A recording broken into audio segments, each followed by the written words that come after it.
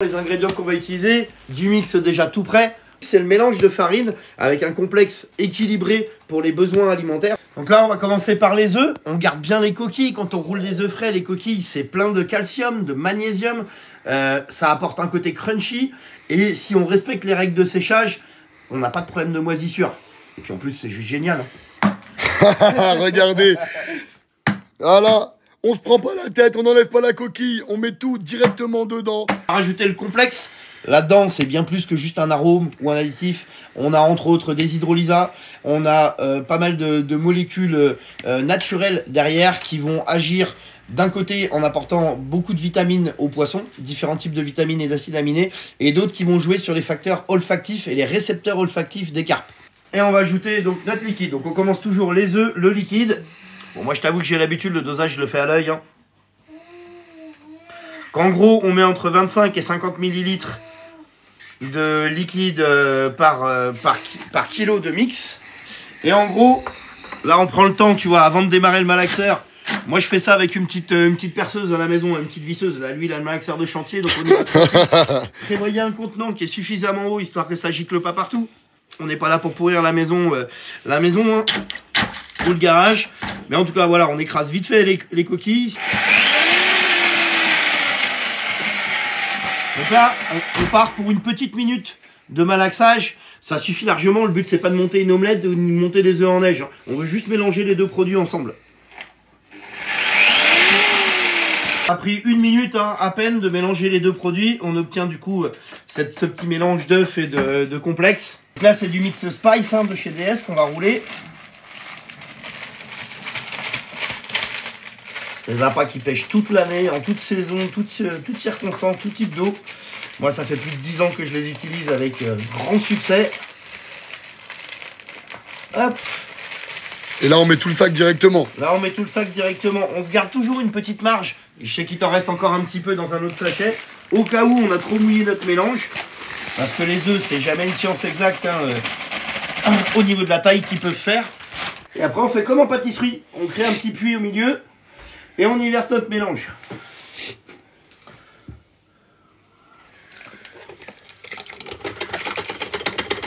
Récupérer bien toutes les coquilles, on gaspille rien du tout. Tu vois, tout ça, on va pas le laisser dans le seau, on gaspille rien. On va mettre 3 centilitres d'eau juste pour pouvoir décoller tout et le mélanger dedans. Ce qui est important, moi je vous conseille de, en fonction du matériel que vous avez, si vous n'êtes pas habitué à rouler des grosses quantités, de jamais préparer plus de 5 kg de mix d'un coup. On en a pour 3 à 5 minutes. Là, 3 minutes, ça devrait être à peu près bon pour vu qu'on a mis que 2,5 kg de mix. Le but, notamment quand vous mettez des quantités un petit peu plus grosses de mix et que vous pratiquez avec cette technique, c'est d'y aller de haut en bas, que ça plonge et qu'on aille chercher au fond du seau pour mélanger uniformément. Je ne vais pas trop traîner parce que là, du coup, c'est en train de se mélanger. Donc, on est parti. Et on va y aller progressivement en faisant le tour du seau.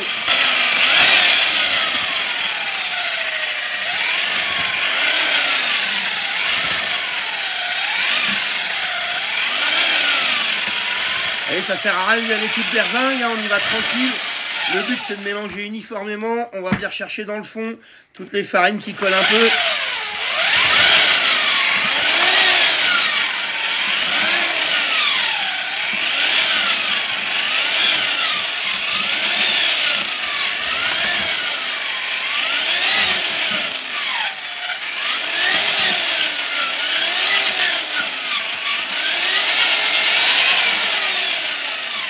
Là, tu vois, déjà, on n'a plus de traces de farine sèche. Ouais.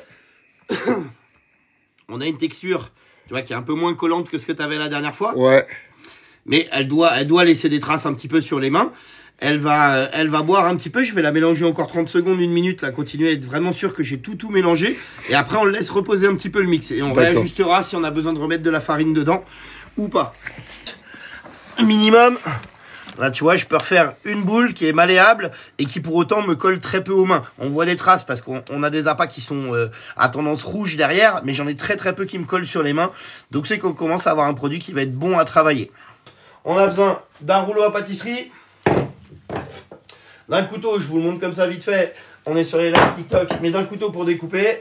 Et on va avoir besoin d'un accessoire pour cuire. Ici, c'est un petit cuiseur type friteuse, enfin cuiseur à riz et compagnie. Deuxième chose, on a préparé ici une petite centaine de grammes de mix avec à peu près 10 grammes de sel fin dedans. Ça, on va l'utiliser à la fin de la préparation, c'est absolument pas obligatoire, mais une fois sorti de cuisson, on va l'ajouter. Ça va être d'une, d'améliorer l'attractivité autour de tes appâts, et de deux, de créer une petite pellicule qui va aider à la conservation. Donc c'est un double effet. Un petit pâton d'1 kg. Donc ça, je vous dis, ça va être en fonction de la taille de votre cuiseur. Hop, on va se mélanger ici, là, le petit mélange que je vous ai montré. Dessus, notamment pour les premières tournées, puisque la pâte est encore bien fraîche, pour éviter que ça colle potentiellement. Hop, on se fait un petit pâton très grossier, on en met vraiment très peu, hein, c'est une pincée comme du sel. Si tu es obligé d'en mettre beaucoup, c'est que ta pâte elle est trop humide, et dans ce cas-là, réincorpore du mix directement avec le malaxeur dans ta préparation.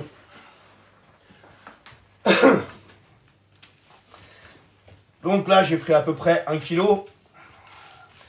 Et ceux qui ont des gros cuiseurs hein, peuvent tourner à 2,5 kg, 3 kg, 4 kg par tournée. Mais après, ça fait travailler les bras quand même. On rajoute un deuxième papier sulfu par-dessus. Hop, vous voyez, c'est très simple pour ceux qui sont là depuis le début. Vous avez vu, ça nous a pris 3 minutes de mélanger des œufs, du liquide et le mix. 5 à 10 minutes pour le faire gonfler. Et là, on est parti. La première étape, ça va être d'écraser son mix avec le rouleau. C'est ce qui va permettre de le compacter. Et ensuite, on vient l'aplatir. Je tourne ma plaque. Donc tu vois, ça m'a pris 1 minute de chaque côté. On uniformise. Notre pâte, elle est prête. Tu détailles les éventuels petits bords qui sont pas jolis. Là, vous détaillez. Vous rejoignez bien les petits rebords. Tac, tac, tac. On y va, les gars. Après, ici, vous faites les tailles que vous voulez. Si vous voulez faire du 10 mm ou du 30, c'est vous qui décidez. Là, on est sur une période hivernale. Moi, je pratique des pêches avec des appâts de taille standard en 20 et 24. Donc, on va rester sur cette logique-là. Là, du coup, j'ai réalisé un quadrillage. Tu fais la taille et les formes que tu veux hein, pour les appâts. Ensuite, on les sépare bien tous et on les met dans la petite passoire du cuiseur. Là, on prend le temps de les séparer. Tac, tac, tac, tac. On va réduire de 30 à 50% le budget appât en les faisant soi-même pour quelques heures passées à la maison. Ouais. Hop, la voilà. production. Hop, je mets dedans. Et on dit combien de temps 10 minutes. Avec... Ce qu'on fait là, ça va, à la fin, ça fera ça. Mais ceux-là, c'est la même chose qu'ils ont eu quasiment 5 jours de séchage. Et après, tu l'as vu. Là... Donc là, je découvre en même temps. Hein, c'est pas mal ton petit cuiseur parce que du coup, toi, t'as pas la phase d'humidité comme moi. Quand elles sont cuites à l'eau, là, ça fait une espèce de cuisson vapeur. Ouais. Qui a cet avantage-là, contrairement à moi qui vais les cuire à l'eau, où je vais avoir plus d'humidité. Donc, ils vont être un petit peu plus compliqués à sécher. Oh, elles sont parfaites. J'ai l'impression qu'elles sont parfaites. Elles sont pas mal. Elles sont pas mal. Je vous ai montré tout à l'heure avec du mix et du sel fin. Donc en gros, là j'ai pris 100 grammes de mix à la volée, 10 grammes de sel fin que j'ai mélangé ensemble et on va saupoudrer très très légèrement dessus pour en faire adhérer un petit peu. Là, vu que c'est une cuisson vapeur, entre guillemets vapeur, ça va adhérer un petit peu moins que chez moi. Mais on prend le temps là, de les remuer, ça va faire une petite pellicule dessus. Et cette pellicule, elle a deux effets. Elle va améliorer l'attractivité et en même temps, elle va aider à faire une petite couche conservatrice. Quel que soit le format de cagette que vous trouvez, prenez-les le plus aéré possible et en plastique. Pas de bois, pas de métal, pas, je sais pas, de carton ou autre, du plastique qui ne va pas conserver l'humidité. Hop, on met ça dedans, on les écarte au maximum. Hop, qu'il y ait le moins de contact possible, et ça, on va les remuer minimum 2 fois par jour, et si on peut le faire 3-4 fois, c'est encore mieux.